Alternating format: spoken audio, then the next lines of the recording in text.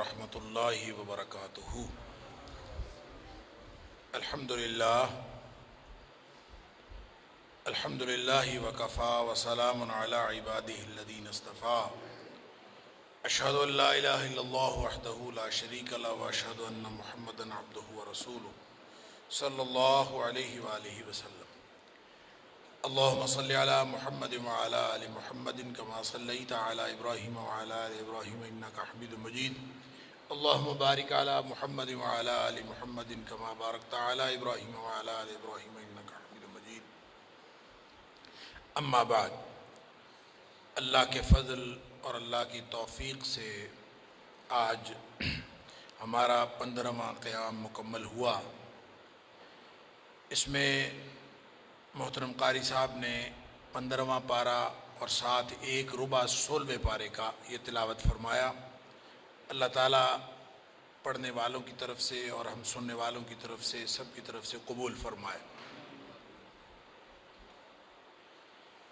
15ویں پارے میں سورہ بنی اسرائیل کا آغاز ہوتا ہے ابتدا سے، اور یہ مکمل صورت اس کی 111 آیتیں ہیں، یہ آج کے پارے کے اندر شامل ہیں۔ اس کے علاوہ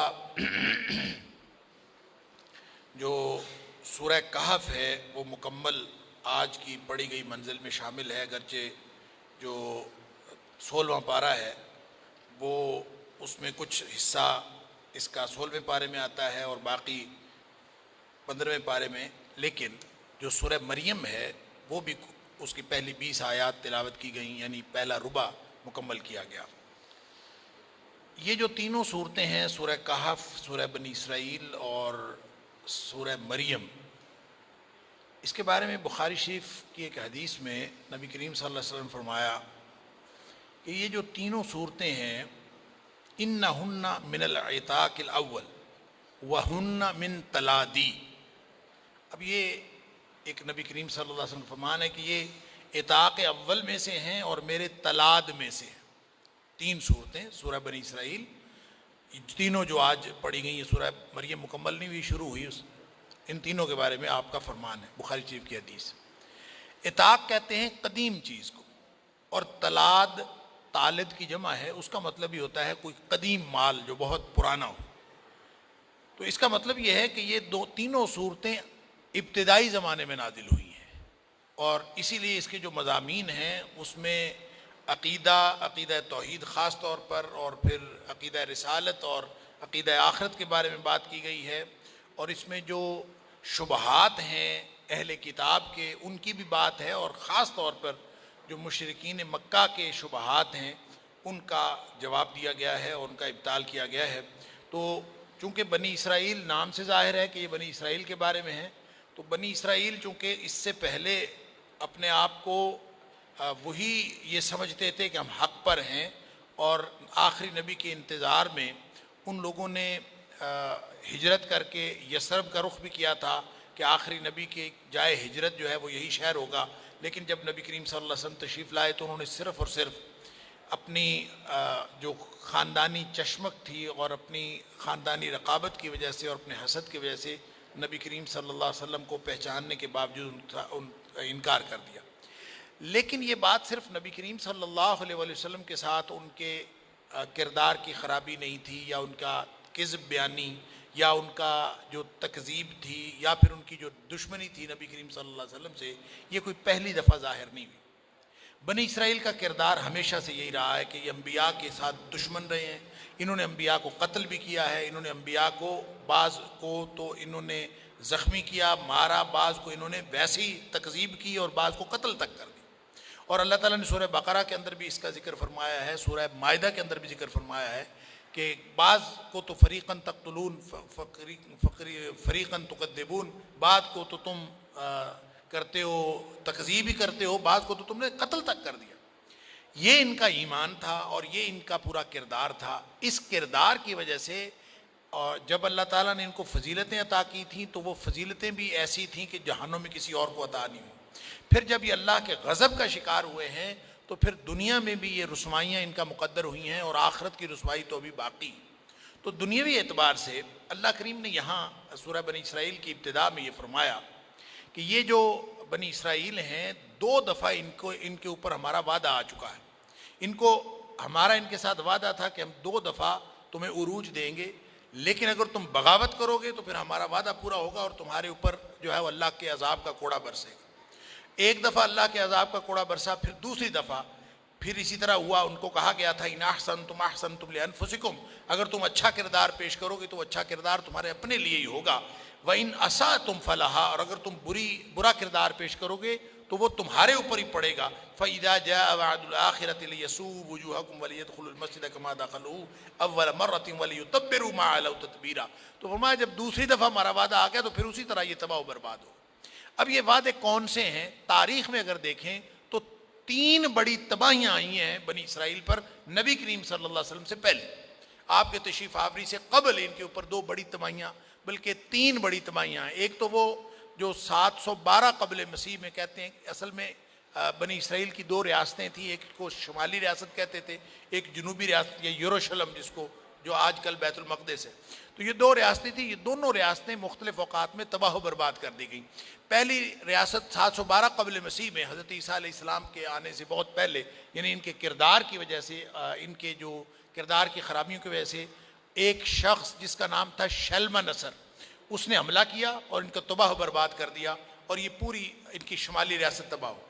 پھر اسی طرح 586 قبل مسیح میں، 586 قبل مسیح میں ایک بابل کا حکمران تھا، بخت نصر جس کو کہتے ہیں. وہ وہاں سے آیا اور اس نے آ کے یروشلم کی اینٹ سے اینٹ بجا دی اور وہ سارے کے ساری بستی اور اس نے تباہ و برباد کر دی. ان کے لاشوں میں جو کہہ دیجئے کشتوں کے پشتے لگا دیے، لاشوں کے ڈھیر لگ گئے. اور پھر بہت سارے لاکھوں یا ہزاروں جو یہ بنی اسرائیلی تھے، ان کو یہ بھیڑ بکریوں کی طرح ہانک کر بابل لے گئے اور وہاں جا کے اس نے ان کو قید کر دیا. ایک عرصہ تک وہاں پہ قید رہے. بہرحال اس کے بعد یہ ایک عرصے بعد وہاں سے آئے. حضرت عزیر علیہ السلام نے آ کے اس شہر کو دوبارہ آباد کیا. بہرحال یہ 2 تباہیاں تو یہ ہو گئی. ایک تیسری تباہی وہ ہے جو حضرت عیسیٰ علیہ السلام کے تشریف لانے کے بعد جو 70 عیسوی میں ٹائٹس روم کا ایک بادشاہ تھا ٹائٹس. تو یہ ساری چیزیں تاریخ کے اندر موجود ہیں کہ یہ ٹائٹس رومی نے پھر ان کی اینٹ سے اینٹ بجائی اور ان کو تباہ و برباد کیا. تو یہ ان میں سے کون سے 2 وعدے ہیں جن کو اللہ تعالیٰ یہاں پہ ذکر فرما رہا ہے؟ بعض لوگوں کا خیال یہ ہے کہ وہ جو قبل مسیح کے 2 وعدے ہیں، 586 قبل مسیح اور 712 قبل مسیح شمالی اور جنوبی ریاست کا، وہ 2 تباہیاں جس کی طرف اللہ کریم نے اشارہ کیا. یا پھر صحیح بات یہ محسوس ہوتی ہے کہ وہ جو تباہی تھی قبل مسیح والی، وہ 712 قبل مسیح میں شمالی ریاست تباہ ہوئی، 586 قبل مسیح میں جنوبی ریاست تباہ ہوئی. تو یہ تباہی دراصل ایک ہی تباہی تھی جو دونوں ریاستوں کے اوپر آئی اور باری باری آئی.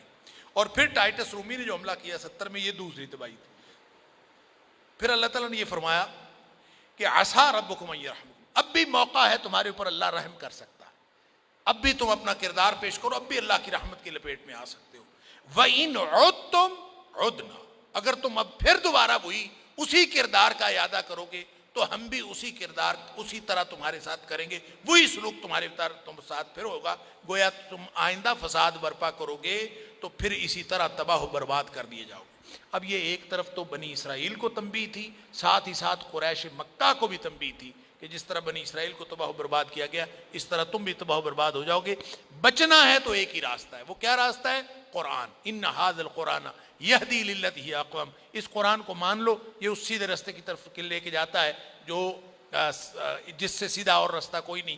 وَيُبَشِّرُ الْمُؤْمِنِينَ الَّذِينَ يَعْمَلُونَ الصَّالِحَاتِ أَنَّ لَهُمْ أَجْرًا كَبِيرًا. اور جو وہ اہل ایمان جو اپنا کردار بناتے ہیں ان کو یہ قرآن خوشخبری دیتا ہے کہ ان کے لیے اللہ کی طرف سے بہت بڑا اجر ہے.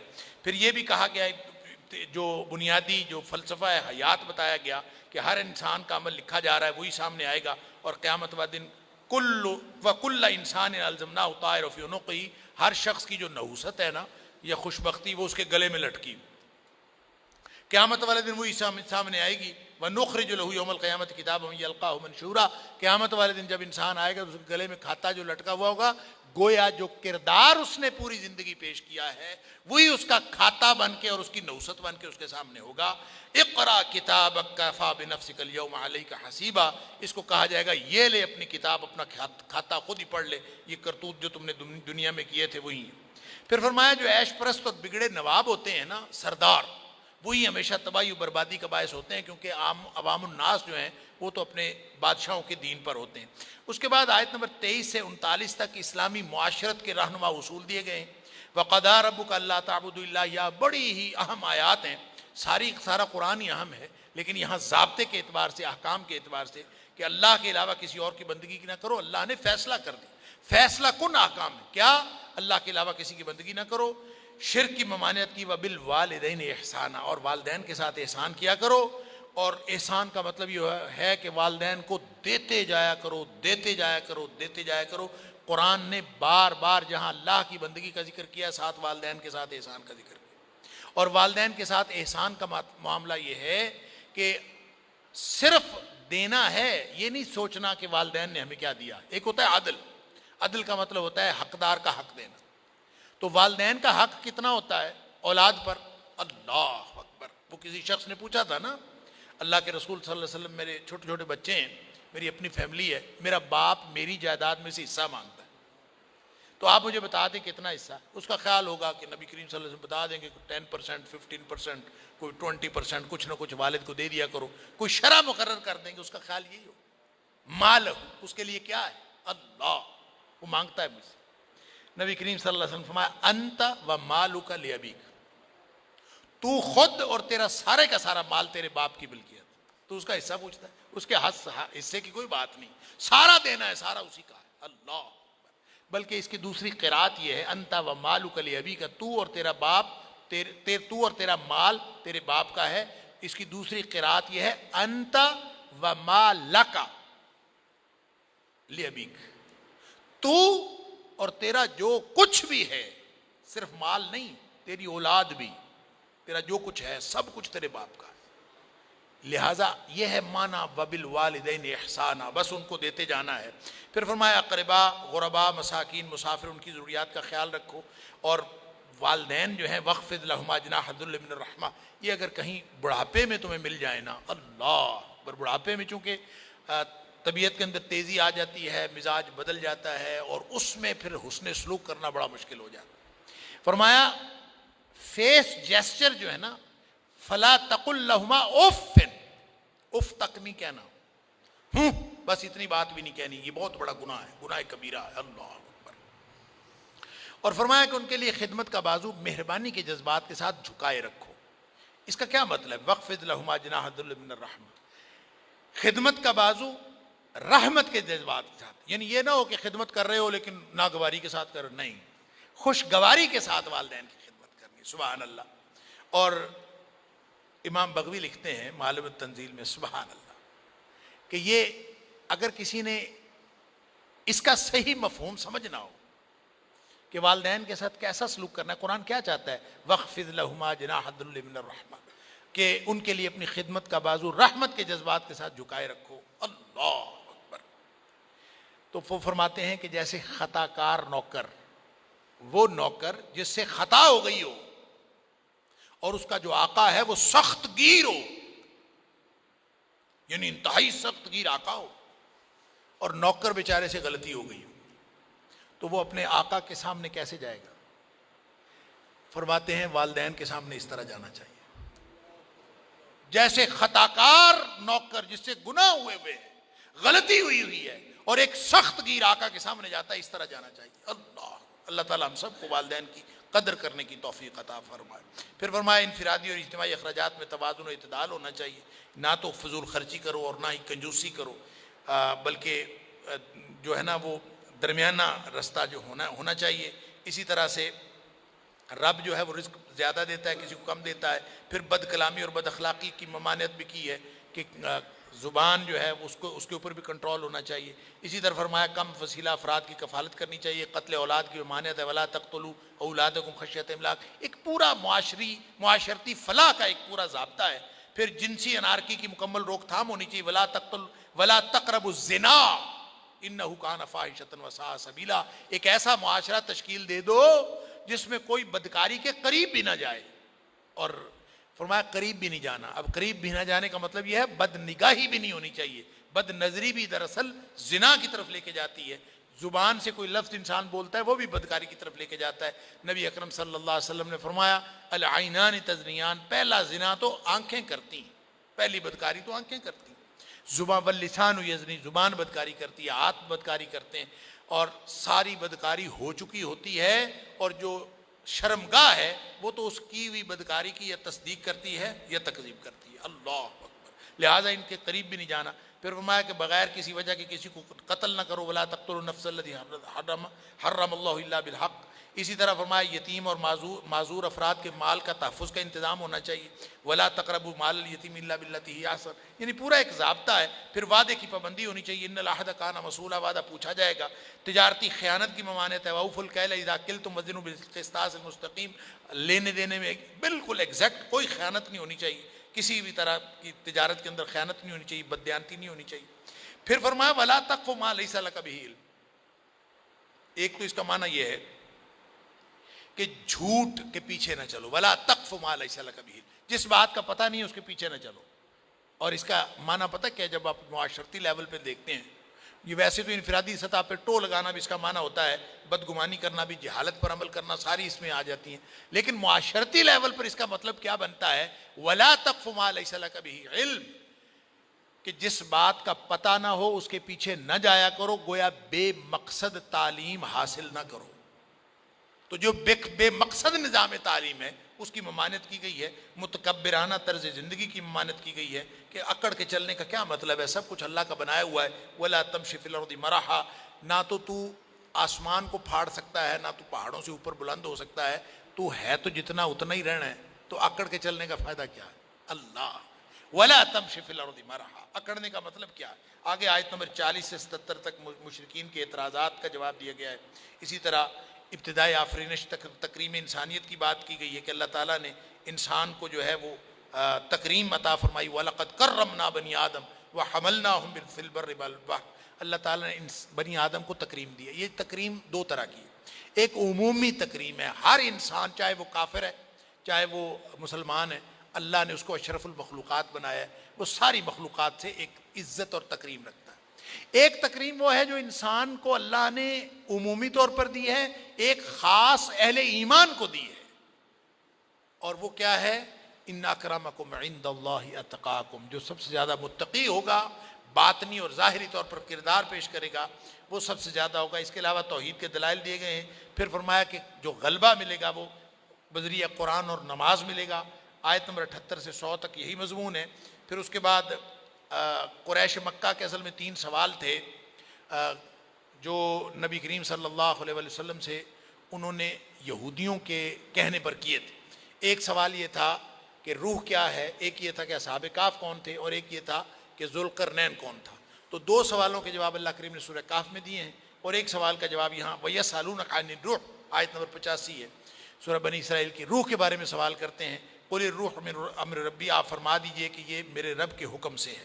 وَمَا أُوتِيتُم مِّنَ الْعِلْمِ إِلَّا قَلِيلًا، تمہیں اس کا بہت تھوڑا علم دیا گیا ہے۔ شاہ ولی اللہ علیہ الرحمہ کہتے ہیں، اور دیگر مفسرین نے بھی لکھا ہے کہ یہ جو کہا گیا نا وَمَا أُوتِيتُم مِّنَ الْعِلْمِ إِلَّا قَلِيلًا، تمہیں روح کا علم نہیں دیا گیا، یہ یہودیوں کو کہا گیا تھا یا کفار مکہ کو کہا تمہیں علم نہیں دیا گیا۔ سوال یہودیوں کی طرف سے آیا تھا، ان کو کہا گیا تمہیں نہیں علم۔ البتہ اس کا یہ مطلب نہیں ہے کہ اہل ایمان کو بھی علم نہیں، اہل ایمان کو علم دیا گیا ہے۔ لہذا شاہ ولی اللہ نے حجت اللہ البالغہ کے اندر بڑی اس کی تفصیل لکھی ہے کہ روح ایک لطیف چیز ہے۔ روح کے 2 حصے ہیں، ایک تو وہ حصہ ہے جس کا تعلق جسم کے ساتھ ہے، ایک جسمانی روح ہوتی ہے، نسمہ اس کا نام ہے، جو انسان کے اندر حرکت کا باعث ہوتی ہے، انسان کے اندر حرارت کا باعث ہوتی ہے، جس سے زندگی کا باعث ہوتی ہے، اور ایک اوپر سے ایک آسمانی نقطہ، ایک نورانی نقطہ ہے جو اللہ تعالیٰ جو آسمانی مخلوق ہے وہ آ کے انسان کے جسم کے ساتھ متصل ہوتی ہے جب انسان کی زندگی، جو اللہ تعالیٰ فرماتا ہے فَنَفَخْتُ فِيهِ مِن رُوحِي، میں نے آدم کا پتلا بنایا پھر اس کے اندر میں نے اپنی روح پھینکو۔ وہ جو روح اوپر سے آتی ہے وہ ایک قوت ملکیہ لے کر، فرشتوں جیسی ایک خصوصیت لے کے آتی ہے، اس روح کی فطرت کے اندر راستی اور سچائی اور دیانتداری ہے۔ اگر اس کا غلبہ ہو جائے انسان کے جسم پر تو انسان سچائی کی طرف چل پڑتا ہے، اگر وہ مغلوب ہو جائے انسان کی جسمانی طاقت جو قوت بہیمیہ ہے اس کا غلبہ ہو جائے تو انسان حیوانوں جیسا بن جاتا ہے۔ بس پوری زندگی اسی بات کا امتحان ہے کہ انسان اپنی زندگی کو بیلنس کیسے کرتا ہے۔ بہرحال اس کے بعد اعجاز القرآن ہے، آیت نمبر 88 88 اور 89 میں اللہ تعالیٰ نے فرمایا جنوں انس سارے مل کے اس قرآن جیسا ایک قرآن لا کے دکھا دو اگر تم سمجھتے ہو کہ یہ خود ساختہ ہے. سبحان اللہ. یہ چیلنج اللہ تعالیٰ نے قرآن میں کئی جگہ پہ دیا. پھر انبیاء کے بشر ہونے کی فیصلہ کن حکمت یہاں فرما دی آیت نمبر 94 اور 95. ایک اعتراض وہ ہر دور کے مشرکین نے کیا, معاندین نبوت نے کیا کہ بھئی فرشتہ کیوں نہیں نازل ہوتا؟ اگر اللہ نے کوئی نبی بنا کے بھیجنا ہی تھا تو فرشتہ بھیج دیتا. تو اللہ تعالیٰ نے ہر جگہ پہ کوئی نہ کوئی جواب دیا ہے, لیکن یہاں پہ یوں کہہ لیجئے فیصلہ کن حکمت. فرمایا یہ بتاؤ کہ نبی آتا ہے ہدایت کے لیے, تو ہدایت کس کی مقصود ہے؟ انسانوں کی.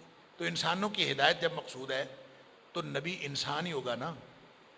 اگر یہاں فرشتے رہتے ہوتے تو اللہ تعالیٰ فرشتے کو نبی بنا کے بھیج دیتا. یہاں چونکہ انسان قل لو کان فی الارض ملائکۃ یمشون مطمئنین لنزل علیہم من السماء ملکا رسولا. اگر زمین میں فرشتے رہتے ہوتے تو آسمان سے فرشتہ رسول بنا کے بھیج دیتے. چونکہ یہاں پہ انسان بستے ہیں اس لیے ایک بشر کو ہی بھیجا ہے. اس کے بعد اس صورت کے آخر پہ قل ادعوا اللہ وادعوا الرحمن, بڑی اہم آیات ہیں کہ اللہ کو پکارو چاہے رحمان کو پکارو, جس کو بھی پکارو گے. اللہ کے اچھے اچھے نام ہیں. اصل میں مشرکین کو اللہ کا تو کچھ تعارف تھا, رحمان کا کوئی تعارف نہیں تھا. جب نبی کریم صلی اللہ علیہ وسلم رحمان کی بات کرتے تو کہتے یہ کون؟ پھر وہ ایک اور اعتراض بھی کرتے تھے کہ ہمیں کہتا ہے ایک اللہ کو مانا کرو, کبھی کہتا ہے رحمان کو مانو, کبھی کہتا ہے رحیم کو مانو, کبھی کہتا ہے اللہ کو مانو. تو یہ خود تعدد کی بات تو خود کرتا ہے. یہ بھی اعتراض تھا ان کا. تو اللہ تعالیٰ نے فرمایا کہ یہ تو اللہ کے اچھے اچھے نام ہیں, تو رحمان کو پکارو, رحیم کو پکارو, اللہ کو پکارو, ایک ہی بات. یہ اللہ کے اچھے اچھے نام ہیں. ولا تجہر بصلاتک ولا تخافت بہا وابتغ بین ذلک سبیلا. البتہ بیلنس کے ساتھ دعوت ہونی چاہیے. اللہ کے ساتھ دعا کرو, نماز پڑھو تو اس میں بھی آواز جو ہے وہ ایک توازن کے ساتھ. آگے سورہ کہف ہے, اور جیسے میں نے عرض کیا کہ دو سوالوں کے جواب اللہ نے, جو قریش مکہ کے سوال, اصل سوال یہودیوں کے تھے, انہوں نے قریش مکہ کے تھرو کیے تھے. تو ذوالقرنین کون تھا, اصحاب کہف کون تھے؟ ان کا خیال تھا یہودیوں کا کہ اصل میں قریش مکہ جب وہ کوئی بات, جاہل لوگ تھے, یہ کوئی جواب نہیں پاتے تھے, تو یہودی مدینے کے وہ مشہور تھے کہ ان کے پاس بڑا علم ہے, تو یہ ان کے ساتھ مشورہ کرتے تھے. انہوں نے ان کو مشورہ دیا کہ اس سے یہ سوال کرو, اگر تو نبی ہوا تو جواب دے گا, اگر نبی نہ ہوا تو اس کو جواب آنا ہی کوئی نہیں. کہتے ہیں کہ یہ سورہ کہف پوری کی پوری نبی کریم صلی اللہ علیہ وسلم پر نازل ہوئی. انہوں نے سوال پوچھے, نبی پاک صلی اللہ علیہ وسلم میں کل جواب دوں. کل وہی کوئی نہ آئی, 15 دن وہی نہیں آئی. اللہ, نبی کریم صلی اللہ علیہ وسلم انتظار کرتے رہے, وہی نہیں آئی. اللہ تعالیٰ نے فرمایا کہ جب بھی کبھی کوئی بات ہو ایسی تو کہہ دیا کرو انشاءاللہ کل بات کروں گا, اور اگر انشاءاللہ کہنا بھول جاؤ تو جب یاد آئے وذکر ربک اذا نسیت, جب بھول جاؤ تو جب یاد آئے اس وقت انشاءاللہ کہہ دیا, انشاءاللہ جب اللہ مجھے عطا فرمائے گا. سورہ کہف ہے کیا؟ سورہ کہف بنیادی طور پر ایمان اور مادیت کی کشمکش, اور اس میں پوری کہانی وہ جو اصحاب کہف کی کہانی ہے وہ بھی, ذوالقرنین کی کہانی بھی یہی ہے. اور بعض لوگوں کا خیال یہ ہے, بعض مفسرین کا خیال یہ سوال تیسرا جو تھا روح کے بارے میں نہیں تھا, تیسرا سوال موسیٰ علیہ السلام اور خضر علیہ السلام کے قصے کے بارے میں تھا, وہ بھی اس سورہ کہف کے اندر موجود ہے. بہرحال ان سارے قصوں کا حاصل کیا ہے؟ حاصل ہے امتحان. اللہ انسان دنیا میں امتحان کے لیے, اور آزمائش اللہ تعالیٰ کرتا ہے, اور آزمائش میں مادیت ہار جاتی ہے, روحانیت اور ایمان جیت جاتا ہے. یہ پوری سورت کے اندر یہی مضمون ہے. لہذا ابتدا تمہید ہے آیت نمبر 1 سے 8 تک, یا کہہ لیجئے 10 تک, اور اس کے بعد اصحاب کہف کا قصہ آیت نمبر 9 سے لے کر آیت نمبر 31 تک, وہ ایمان کی آزمائش ہے. پھر 2 ذمہ داروں کا قصہ ہے, وہ دولت کی آزمائش ہے, اللہ اکبر. پھر موسیٰ علیہ السلام اور خضر علیہ السلام کا قصہ ہے, وہ علم کی آزمائش, امتحان, ابتلا. پھر ذوالقرنین کا قصہ ہے, وہ اقتدار کی آزمائش, اور پھر آخر پہ اس کو کنکلیوڈ کیا گیا ہے. شروع میں تمہید, آخر میں کنکلیوڈ. یہ شروع اور آخر کیا ہے؟ نبی کریم صلی اللہ علیہ وسلم نے فرمایا کہ جو شخص اس سورت کی شروع والی 10 آیات یاد کر لے, ایک روایت میں آیا آخر والی 10 آیات یاد کر لے, وہ اوسیما من الدجال, وہ دجال کے فتنے سے محفوظ رہیں گے. اب اس کا مطلب یہ نہیں ہے رٹا لگا لے تو محفوظ رہے گا, نہیں, اس میں پالیسی ہے, اس میں حکمت ہے. پہلی 10 آیات ہوں یا آخری. البتہ علامہ البانی نے کہا ہے کہ صحیح بات یہ ہے کہ پہلی 10 آیت چلیں, پہلی سمجھ لیں. صحیح بات یہ ہے کہ آپ دونوں کو دیکھیں تو آپ کو مضامین کے اعتبار سے پہلی 10 آیات اور آخری 10 آیات ایک جیسی نظر آئیں. دونوں میں عقیدے اور عمل کی بات ہوئی ہے اور پالیسی کی بات ہوئی. عقیدہ کیا ہے؟ یہاں پہلی 10 آیات میں فرمایا وَيُنذِرَ الَّذِينَ قَالُوا اتَّخَذَ اللَّهُ وَلَدًا، جو اللہ کا بیٹا قرار دیتے ہیں ان کو ڈراؤ. یہ ان کو ڈرانے کے لیے قرآن آیا. پھر فرمایا کہ اِنَّا جَعَلْنَا مَا عَلَى الْأَرْضِ زِينَةً لَهَا لِنَبْلُوَهُمْ أَيُّهُمْ أَحْسَنُ عَمَلًا. یہ سارا کچھ ہم نے زمین میں جو آرائش بنائی ہے یہ اس لیے ہے کہ تاکہ تمہارا امتحان کرے. گویا عمل کا امتحان ہے. تو عقیدہ اور عمل. اسی طرح جب ہم آخری 10 آیتوں میں دیکھتے ہیں أَفَحَسِبَ الَّذِينَ كَفَرُوا أَن يَتَّخِذُوا عِبَادِي مِن دُونِي أَوْلِيَاءَ، کیا لوگوں نے یہ گمان کر لیا کہ وہ میرے بندوں میں سے وہ کارساز بنا لیں گے؟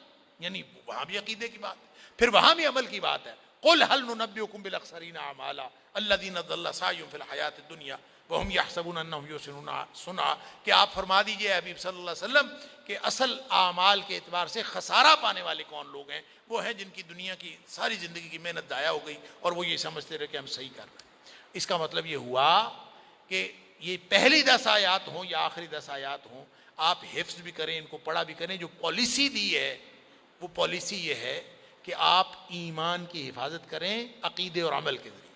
اپنے عقیدے کو بچائیں، اپنے عمل کو بچائیں، ایمان کی حفاظت کریں. پورا کا پورا اسلام عمل کرتے جائیں، ایمان مضبوط ہوتا چلا جاتا. جیسے جیسے آپ برائیوں سے بچیں گے، نیکیاں حاصل کریں گے، ایمان مضبوط ہوتا جائے. ایمان مضبوط ہوگا اور اپنا ہر معاملہ ایمان کی بنیاد پر کریں گے تو پھر آپ دجال کے فتنے سے محفوظ رہیں گے. ذاتی معاملہ بھی ایمان کی بنیاد پر ہو، باہمی معاملات بھی ایمان کی بنیاد پر ہوں. اب اصحاب کہف کی طرح ہم کسی غار میں جا کے تو پناہ نہیں لے سکتے. اور پالیسی کیا بتائی ہے؟ ام حسبت ان اصحاب الکہف والرقیم کانوا من آیاتنا عجبا. کیا تم نے سمجھا کہ اصحاب کہف اور جو اس بستی والے رقیم کی بستی والے تھے وہ کچھ صرف ایک عجیب و غریب نشانی تھے؟ نہیں. اذا والفتیۃ الی الکہف فقالوا ربنا آتنا من لدنک رحمۃ وہیئ لنا من امرنا رشدا. یہاں 10 آیتیں ختم ہوتی ہیں. وہ تو آئے تھے غار کی طرف چلے گئے تھے، غار میں جا کے انہوں نے پناہ لی، اللہ سے دعا کی اللہ اپنی جناب سے ہمارے اوپر رحمت نازل فرما اور ہمیں ہمارے معاملات میں بھلائی کا معاملہ عطا فرما. یہ اللہ سے دعائیں کی تھی. اب ہم کس غار میں پناہ لیں؟ ہم نے دجال سے پناہ لینی ہو، ہم نے دجال سے محفوظ ہونا ہو تو ہم کیا کریں، کدھر جائیں؟ تو گویا پالیسی یہ بتائی جا رہی ہے کہ تمہیں بھی اصحاب کہف کی طرح غار میں پناہ لینی پڑے. غار کوئی نہیں ہے، غار ہمیں ایمان کی کریٹ کرنی پڑے گی، اپنی پاکٹ سے بنانی پڑیں گی. ایسے افراد، ایسی کمیونٹی جن کے شب و روز کے معاملات ایمان کی بنیاد پر طے ہوں، جن کے آپس کے معاملات ایمان کی بنیاد پر طے ہوں. وہ لوگوں سے رشتہ داریاں کریں تو ایمان کی بنیاد پر، اور وہ دشمنیاں رکھیں تو ایمان کی بنیاد پر. افضل الاعمال الحب فی اللہ والبغض فی اللہ. نبی اکرم صلی اللہ علیہ وسلم فرمایا تھا دنیا کائنات کا بہترین عمل ہے ہی یہ کہ محبت بھی اللہ کے لیے ہو اور دشمنی بھی اللہ کے لیے ہو. تو ایسا یہ ہے وہ پالیسی جو اللہ تعالیٰ نے سورہ کہف کے اندر عطا فرمائی. البتہ قصے جو بیان کیے ہیں، اصحاب کہف کا قصہ ایمان کی آزمائش ہے. ظاہر ہے ایک دقیانوس بادشاہ تھا، اس چند نوجوان تھے اور ان نوجوانوں نے ایمان کا اظہار کیا. اس نے ان کے اوپر ظلم اور تشدد کرنا چاہا، وہ ایمان بچا کے نکل گئے، غار میں جا کے پناہ لی. اللہ تعالیٰ نے ان کے اوپر نیند مسلط کر دی. 309 سال تک وہ سوئے رہے. اللہ اکبر.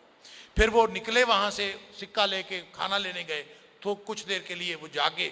لوگ حیران رہ گئے کس دور کا سکہ ہے، ان کو تو پتہ ہی نہیں چلا کہ ہم کب تک سوئے رہے. اللہ. تو بہرحال اس کے بعد اللہ تعالیٰ نے ان کو موت دے دی، ایک نشانی بنا دیا. فرمایا کہ یہ جو نشانی ہے یہ قیامت تک کے لیے پالیسی. اس طرح سے ایمان بچاتے ہیں اپنا کہ ہر وہ چیز جو ایمان کو خراب کرنے والی ہے اس سے پیچھے ہٹتے ہیں. اسی لیے نبی کریم صلی اللہ علیہ وسلم فرمایا دجال جب آئے گا تو اس کی طرف جانے کے بجائے اس کے دوسری طرف جانا چاہیے، اس کی طرف نہیں جانا چاہیے. اسی طرح دوسرا قصہ جو ہے وہ اس میں 2 ذمہ دار بھائیوں کا ہے. ایک بہت امیر آدمی تھا، ایک غریب آدمی تھا. وہ امیر آدمی ہمیشہ تکبر بھی کرتا رہا، سب کچھ کرتا رہا. اس نے کہا مجھے یہ جو کچھ اللہ نے دیا موجیں کرائی ہیں، میں آگے بھی گیا میں موجیں کروں گا، تو ادھر بھی تو غریب ہے، تو آخرت میں غریب رہے گا، تجھے یہاں بھی کچھ نہیں ملا آخرت میں کچھ نہیں ملے. اس نے کہا نہیں، اللہ تعالیٰ کی نے کچھ جو دیا ہے اس کا شکر کر. اس طرح خواہ ظلم نہ کر، اپنے آپ اپنا ظالم نہ، اپنا دشمن نہ بن ظلم کر. اس نے نہیں مانا. بالآخر اللہ تعالیٰ نے اس کے سارے باغ اور پوری اس کا جو جائیداد تھی اس کو تباہ و برباد کر دیا اور وہ ہاتھ مسلتا رہ گیا کہ میرے ساتھ کیا ہوا. اللہ. پھر آگے دنیا کی بے ثباتی کی مثال بھی دی ہے. اور اسی طرح سے مادیت اور ایمان کی جنگ میں فرمایا کہ ورع المجرمون النار فظنوا انهم مواقعها ولم يجدوا عنها مصرفا ولقد صرفنا في هذا القرآن للناس من كل مثل وكان الانسان اکثر شيء جدلا. انسان لڑتا تو ہے، جھگڑالو تو ہے، جھگڑے تو ہیں، لیکن اصل جو کامیابی ہے وہ ہمیشہ ہمیشہ یہ جو تاریخی اور ازلی جو کشمکش ہے حق اور باطل کی، اس میں جو بچے گا وہ جو قرآنی آیات کے ساتھ اور قرآنی رہنمائی کے ساتھ ملے گا. پھر قانون مہلت کا ذکر کیا ہے کہ وَرَبُّكَ الْغَفُورُ ذُو الرَّحْمَةِ، تیرا رب جو ہے بخشش والا، رحمتوں والا ہے. لَوْ يُؤَاخِذُهُم بِمَا كَسَبُوا لَعَجَّلَ لَهُمُ الْعَذَابَ، اللہ تعالیٰ لوگوں کی کرتوتوں کی وجہ سے پکڑ لے تو عذاب آ چکا ہوتا، لیکن وہ مہلت دیتا ہے، اس مہلت سے فائدہ اٹھانا چاہیے. آگے موسیٰ علیہ السلام اور خضر علیہ السلام کا ذکر ہے. موسیٰ علیہ السلام نے اصل میں بخاری شریف کے اندر آتا ہے ایک دفعہ منہ سے نکل گیا، کسی نے پوچھا موسیٰ علیہ السلام سب سے بڑا عالم کون ہے روئے زمین پر؟ کہتے میں. یا پوچھا کہ کیا تیرے سے بڑا عالم کوئی ہے؟ انہوں نے کہا کوئی نہیں. اب حضرت موسیٰ علیہ السلام نے یہ بات غلط نہیں کہی تھی، انہوں نے اسی حساب سے کہی تھی کہ جو نبی ہوتا ہے نا وہ اللہ کی طرف سے تشریعی علوم کا سب سے بڑا عالم ہوتا ہے. لہٰذا انہوں نے پوچھا تیرے سے بڑا عالم ہے تو تیرے سے بڑا نبی ہوگا تو کہیں گے نا ہے. ان کا کوئی نہیں. تو اللہ تعالیٰ نے یہ دکھایا کہ وَفَوْقَ كُلِّ ذِي عِلْمٍ عَلِيمٍ، ہر جاننے والے کے اوپر کوئی نہ کوئی جاننے والا ہوتا ہے، اور اصل عالم الغیب تو اللہ کی ذات. لہٰذا اللہ تعالیٰ نے فرمایا موسیٰ فلاں جگہ جا، سمندر جہاں کے دو سمندر ملتے ہیں وہاں جا، وہاں تجھے ایک میرا بندہ ملے گا، پھر تجھے پتہ چلے گا کون عالم ہے بڑا. وہاں گئے، نشانی بتائی تھی کہ مچھلی جو ہے وہاں راستہ بنا کے سمندر میں چلی گئی. بہرحال وہاں گئے، اپنے خادم کو ساتھ لے لیا، ملاقات ہوئی. اس کو کہا کہ تو مجھے سکھا، تمہارے پاس جو علم ہے. اس نے کہا تو نہیں سیکھ سکتا. کیوں نہیں سیکھ سکتا؟ کیف تصبر علی ما لم تحط به خبرا، جس بات کا تمہیں پتہ نہیں ہے اس پر صبر کیسے کرے گا؟ بندے سے صبر نہیں ہوتا. اللہ، اب یہ علم کیا تھا؟ انہوں نے کہا اچھا اگر چلنا ہے میرے ساتھ تو سوال نہیں کرنا، سوال کرے گا تو ہم جا نہیں سکیں گے. کہ ٹھیک، سوال نہیں کروں گا، میں چلتا ہوں. آگے گئے، پھٹا توڑ دیا، کشتی پہ بیٹھے، تو اچھی بھلی کشتی تھی، کشتی کا پھٹا توڑ دیا. سوال کیا بھی کیوں توڑا ہے؟ تو کہا تھا نا بولو. اچھا چلو غلطی ہوگی، آئندہ نہیں بولتے. پھر آگے گئے، ایک بچہ ملا، بچے کو پکڑ کے قتل کر دیا. تم نے بچے کو قتل کر دیا، پھر بول رہے ہو. اچھا اب نہیں بولتا. تیسرا واقعہ، اب یہ ہو، اگر بولا تو پھر جدائی ہو جائے گی، پھر آگے نہیں چلنا. تیسری جگہ گئے کہ بستی میں بھوک لگی ہوئی تھی، کھانا مانگا بستی والوں سے، بستی والوں نے کھانا ہی نہیں دیا. ایک طرف دیکھا تو ایک بستی کی دیوار جو ہے وہ گرنے والی تھی. تو موسیٰ علیہ السلام کو ساتھ لگایا خضر نے. اللہ، تو دیوار بنا لیتے. تو وہ گرنے والی دیوار اس کو ٹھیک کر کے بنا دیا، سیدھا کر کے تعمیر کر دیا. تعمیر کر دیا تو موسیٰ علیہ السلام نے کہا بھوکے ہیں، کھانا انہوں نے ہمیں دیا نہیں، دیوار ہم نے ان کی بنائی ہے، اجرت ہی لے لیں اس کی، مزدوری تو بنتی ہے نا، مزدوری تو لے لیں. ان کا دیکھا تھا، میں نے کہا تھا نا بولنا نہیں، تو پھر بول لے ہو. یہ جدائی. بتا دیتا ہوں ہوا کیا. کشتی کا پھٹا اس لیے توڑا تھا کہ بادشاہ کشتیاں پکڑ رہا تھا. یہ بچے بیچارے، ان کی مزدوری لگی ہوئی تھی، وہ کشتی ان کی پکڑ لیتا، ان کی مزدوری کیسے بنتی. پھٹا اس لیے توڑا، سوراخ اس لیے کیا کہ تاکہ وہ عیب دار سمجھ کے کشتی کو چھوڑ دے، بچوں کی مزدوری لگی رہے. بچے کو جو مارا تھا وہ اس لیے کہ وہ بچہ اللہ کی مشیت میں یہ تھا کہ وہ والدین اس کے نیک تھے، لیکن وہ والدین کے لیے اچھا نہیں تھا، اس اچھے کردار کا بچہ نہیں تھا، اس لیے والدین کے لیے بدنامی کا باعث ہو سکتا تھا. اللہ کی تقدیر میں لکھا تھا، وہ اس کو اس لیے قتل کر دیا. پھر ساتھ یہ بھی کہا کہ میں نے اپنی طرف سے نہیں کیا، وما فعلت عن امری، یہ میں نے اپنی طرف سے نہیں کیا، مجھے اللہ نے کہا تھا تو میں نے اس لیے کیا. اور تیسرا جو دیوار تھی اس کے نیچے خزانہ تھا، وہ جو گرنے والی تھی، وہ نیک بچے جو ہیں تو ان کے والدین نیک والدین تھے اور وہ فوت ہو گئے. ان بچوں کا خزانہ اس کے نیچے تھا. بچے بھی چھوٹے تھے، بڑے ہو کے انہوں نے نکالنا تھا. اگر یہ دیوار گر جاتی وہ خزانہ لوگ کو اٹھا کے لے جاتے، اس لیے اس کو دیوار کو بنایا کہ بچے بڑے ہوں گے تو وہ لے لیں. اور اس وہاں فرمایا کان ابوہما صالحا، ان کے والدین نیک تھے. اللہ اکبر. تو یہاں سے لوگوں نے یہ بات مفسرین لکھی ہے اور بڑی صحیح لکھی ہے کہ جن والدین کو اپنی اولادوں کی فکر ہوتی ہے نا ان کو نیک بننا چاہیے. والدین نیک ہوں گے تو اللہ اولادوں کی حفاظت فرماتا ہے. صرف اولادوں کی حفاظت نہیں فرماتا، ان کے روزگار اور ان کے خزانوں کی حفاظت بھی کرتا ہے، ان کے مستقبل کی حفاظت بھی کرتا ہے. لہذا ہم جو ہر وقت اپنی اولاد کے لیے کرتے رہتے ہیں کہ اولاد نیک نہیں، اولاد کو فلاں مسئلہ، اولاد کو فلاں مسئلہ، ہم خود نیک نہیں. خود نیک ہوں گے تو اولاد نیک ہوگی. لہٰذا مسلے پہ بیٹھ جائیں, اپنی گناہوں کی معافی مانگیں تاکہ اولاد کو اللہ تعالیٰ ان کی حفاظت فرمائے. اللہ اکبر. بہرحال اس نے کہہ دیا کہ سارے کام میں نے اپنی مرضی سے نہیں کیے, اللہ تعالیٰ نے مجھ سے کروائے. یہ بتا کے نا بخاری شریف کی حدیث میں ہے کہ حضرت موسیٰ علیہ السلام, وہ چونکہ سمندر کا مقام تھا, موسیٰ علیہ السلام خضر علیہ السلام بیٹھے تھے تو ایک چڑیا آئی اور وہ آ کے اس سے بیٹھی کشتی کنارے پہ, اور اس نے بیٹھ کے ایک چونچ بھری سمندر کے پانی سے, پانی پینے کے لیے چونچ بھری اور پھر اڑ گئی. تو خضر علیہ السلام نے موسیٰ علیہ السلام سے کہا کہ یہ جو چڑیا نے چونچ میں پانی لیا ہے تو جو نسبت اس کے چونچ میں آنے والے پانی کو اس سمندر سے ہے وہی نسبت میرے اور تیرے علم کی ملا کے اللہ کے علم کے ساتھ, یعنی ہمیں کک بھی نہیں پتا, ہم دونوں کے علم کے ملا کے. اب دیکھیں, ایک تشریعی علوم کا ماہر اور دوسرا تکوینی امور کا ماہر. یہ کون سا علم تھا جو خضر علیہ السلام کے پاس تھا؟ وہ کارکنان قضاء و قدرت میں سے تھے. اللہ تعالیٰ نے دکھایا موسیٰ علیہ السلام کو کہ اللہ کے علم پتہ نہیں کتنے ہیں, ہمیں کیا پتا. تکوینی امور وہ ہیں جو دنیا میں جو کچھ ہو رہا ہے آخر کسی ذریعے سے ہو رہا ہے. بچہ مثال کے طور پر چھت سے گرے تو آخر کسی نے دھکا دیا ہوتا ہے نا, کوئی وہاں سے اس کو گرا رہا ہوتا ہے نا, تو وہ جو گرانے والا ہے کوئی فرشتہ ہوگا. ہم اگر اس کو دیکھ لیں گراتے ہوئے کو تو ہمیں تکلیف نہیں ہوگی بھی تیری ایسی کی تیسی کیوں گرایا ہے. اب اس کو پتا ہے, اس کو اللہ نے حکم دیا گرا دو, گرا دیا. کسی کا ایکسیڈنٹ ہو رہا ہے, کسی کی ٹانگ ٹوٹ رہی ہے, کوئی مر رہا ہے بندہ, آخر جب ملک الموت آ کے جان نکالتا ہے تو وہ بھی تو فرشتہ ہے نا. اگر اس کو ہم دیکھ لیں گے تو وہی تکلیف ہوگی جب موسیٰ علیہ السلام کو خضر علیہ السلام کو دیکھ کر ہوئی تھی. کیوں مارا ہے اس کو؟ تو وہ کارکنان قضاء و قدرت ہے, مارنا ہی ہے. ملک الموت کو حکم ہو کہ جا کے جان نکال لو تو نکالنی ہے. اللہ اکبر. لہٰذا یہ وہ علوم ہیں کہ جن کے بارے میں ہمیں نہیں پتا, اللہ کو معلوم.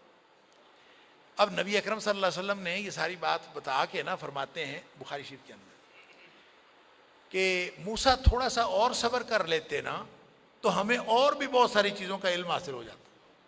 نبی کریم صلی اللہ علیہ وسلم فرمائے سبحان اللہ کہ موسیٰ تھوڑا سا اور صبر کر لیتے ہمیں اور کچھ چیزوں کا علم حاصل ہو جاتا. لہٰذا یہ کیا علم ہے, کیا معاملہ ہے, وہ عالم الغیب ہے, اسی کے پاس سارا علم ہے. سبحان اللہ. آگے ذوالقرنین کا ایک قصہ, اس کے بارے میں بھی چونکہ مشہور تھا تو پوچھا, اقتدار تھا اللہ تعالیٰ نے دیا, مشرق و مغرب کا سفر کیا, ہر چیز اس کے پاس تھی, بڑا بادشاہ تھا, زبردست فاتح تھا, عظیم مملکت اس کی اور وسیع ذرائع اس کو اللہ تعالیٰ نے رسول الرسائل اور وسائل دیے ہوئے تھے. تو اس نے پھر کچھ لوگوں نے بتایا کہ یہاں ایک قوم ہے جو ہمیں بہت ستاتی ہے, یاجوج ماجوج کی قوم. اس نے پھر دیوار بنا دی اور وسائل اس کے پاس تھے. فرمایا جب تک اللہ کا حکم ہوگا یہ دیوار بنی رہے گی. اور وہ کون سے ہیں یاجوج ماجوج؟ واللہ عالم. یہ قرآن کی متشابہات میں سے ہے. کہاں تھی دیوار, کون سی بنائی, اللہ کو معلوم ہے. نبی کریم صلی اللہ علیہ وسلم ایک دن آپ اٹھے اور آپ نے صبح فرمایا کہ آج یاجوج ماجوج کی دیوار میں اتنا سوراخ ہو گیا.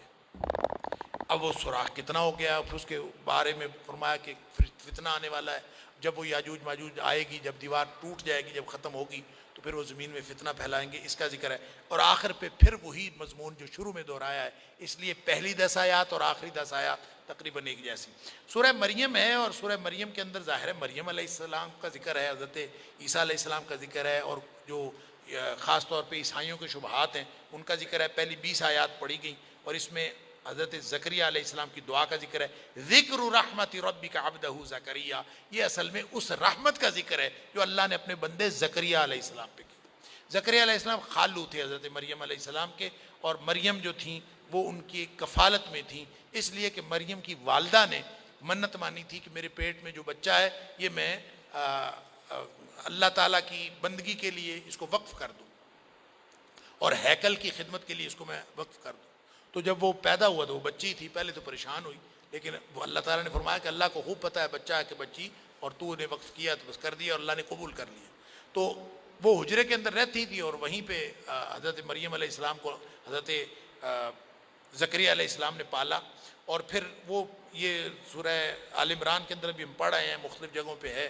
حضرت زکریا علیہ السلام نے جب دیکھا کہ اللہ تعالیٰ کے خاص عنایات ہوتی ہیں حضرت مریم پر, کیونکہ بہت ہی نیک خاتون تھیں اور ان کے اوپر جب بے موسم پھل بھی ان کے پاس آتے ہیں, مختلف چیزیں آتی ہیں, تو انہوں نے بھی دعا کر دی کہ یا اللہ میرے لیے بھی کوئی میرا بیٹا مجھے کوئی وارث ہی دے دے. سبحان اللہ. اور جب اللہ تعالیٰ نے فرما دیا کہ انا نبشرک بغلام اسمہ یحییٰ, بیٹا بھی دے دیا، نام بھی رکھ دیا، اس کا نام یحییٰ ہوگا۔ پھر پریشان ہو گئے، ربی انا یکون لی غلام وکانت امرتی آخر، کہ کیسے میرا بیٹا ہوگا، میں تو بڈھا ہوں اور بیوی میری بانجھ ہے۔ سبحان اللہ۔ وقد بلغت من الکبر عتیہ، بڈھا بھی میں ایسے آخری سٹیج پہ پہنچا ہوا بوڑھا ہوں، اللہ لہذا کیسے ہوگا؟ قال کذالک قال ربک هو علی، اللہ نے اسی طرح کہا، فرشتے نے کہا اللہ کے پاس، اللہ کے لیے بہت آسان ہے۔ سبحان اللہ۔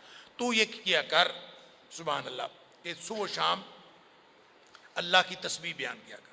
جب اللہ کی تسبیح بیان کرو گے تو تیرے معاملات جو ہیں وہ سیدھے ہو جائیں گے اور اللہ تعالیٰ تمہیں عطا فرمائے گا۔ بہر اللہ تعالیٰ نے ان کو بیٹا عطا فرمایا۔